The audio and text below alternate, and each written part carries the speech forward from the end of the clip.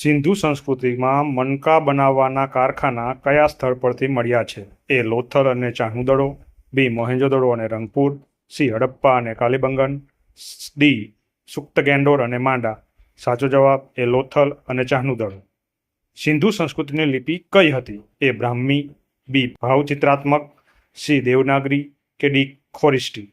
સાચો જવાબ બી ભાવચિત્રાત્મક. સિંધુ સંસ્કૃતિની લિપિ કઈ દિશામાં લખાતી હતી? એ ડાબેથી જમણે, બી જમણેથી ડાબે, સી ઉપરથી નીચે કે ડી વર્તુળાકાર. સાચો જવાબ બી જમણેથી ડાબે. ઘરોના દરવાજા સામાન્ય રીતે કઈ તરફ ખુલતા હતા? એ મુખ્ય રસ્તા તરફ, બી પાછળની બાજુ, સી પૂર્વ તરફ કે ડી મંદિરો તરફ. સાચો જવાબ પાછળની બાજુ. માત્ર કયા શહેરના ઘરોના દરવાજા મુખ્ય રસ્તા તરફ ખુલતા હતા?